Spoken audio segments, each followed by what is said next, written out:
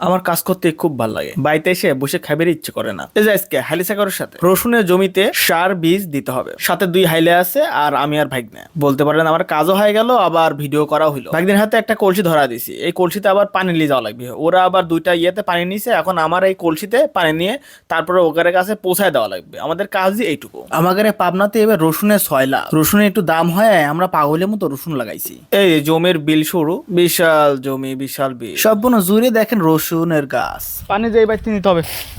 চলো, হ্যাঁ পানি নিয়ে যেতে হবে।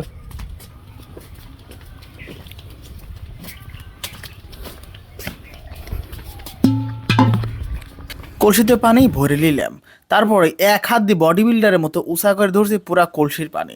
দেখতেই পারতেছেন আমার হাতের অবস্থা, লাটুম লাটুম হয়ে গেছে হাত। এর ফাঁকে একটা কথা কই, বাংলাদেশের কৃষকেরা কিন্তু উৎপন্ন করে ভালো, কিন্তু তারা কিন্তু লাভবান হইতে পারে না। কারণ ব্যবসায়ীরা তাদের কাছে কম মূল্যে ফসলগুলো কিনে নেয় এবং তারা প্রক্রিয়াজাত করে স্টক করে অনেক টাকায় ছেড়ে দেয়, যেটা আমাদের অনেক টাকা দিয়ে কিনে খেতে হয়। প্রচুর কষ্ট হয়ে যাচ্ছিল আমার আর ভাইগনান এইভাবে আইলের ওপর দিয়ে হাইটে যায়। এত বড় একটা কলসির পানি ধরে রাখা কঠিন একটা ব্যাপার। তে আমরা খুবই হতাশজনক। তাই ভাগ্নে করছে মামা সেই কঠিন একটা ব্যাপার, বাড়ি থেকে অনেকখানি দূরে যাইতে হয়, বিলের মাঝখানে তো বুঝতেই পারতেছেন কত দূর হইতে পারে। খালি রসুন আর রসুন মামা, খালি দাম পাবেন নি এবার, দাম মনে হয় পাবেন না, নি কঠিন।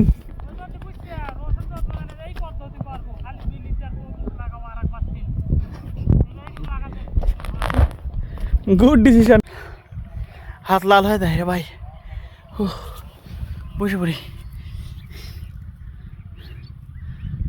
আমাদের দুজনের হাত একবারে ব্যথা হয়ে গেছে, তাই একটু রেস্ট নিচ্ছি। ভাগ্নে আবার পর্যবেক্ষণ করতেছে কি ওষুধ কি ভিটামিন। ছোটবেলায় স্মৃতি দেখে আমার মনে পড়ে গেল, এই পাইপের লাইন ধরে আমরা হেঁটে হেঁটে বিভিন্ন খেলতাম।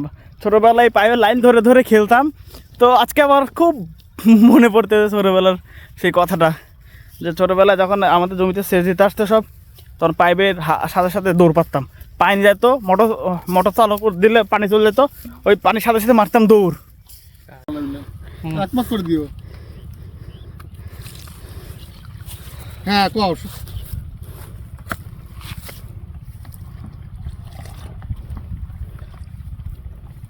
বোতল কই?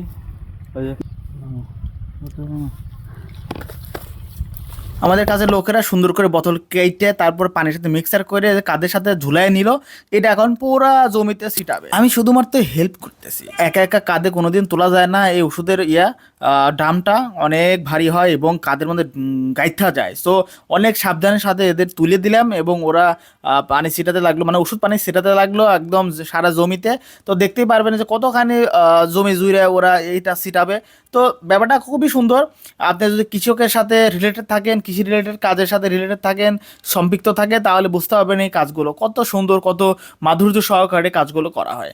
এবং কৃষকের দিন শেষে হাসি মুখ তখনই দেখতে পাবেন যখন মনে করেন যে দাম পাবেন বা ফসলের দাম আমরা পাবো, ওই সময়টাতে আমাদের হাসি মুখটা আপনারা দেখতে পাবেন। এই জমিতে দীর্ঘ 15 বছর পর আসলাম, এই জন্য চিনতে পারতেছিলাম না। সবাই সুস্থ থাকবেন, ভালো থাকবেন, আসসালামু আলাইকুম।